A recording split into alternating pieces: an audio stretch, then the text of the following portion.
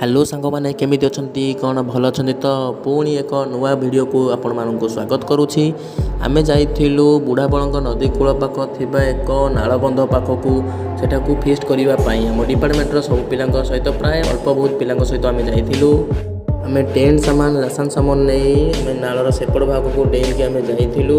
यहाँ आम हॉस्टल पाखु प्राय नॉर्मली 5 ରୁ 7 किलो 8 किलोमीटर भितर हो।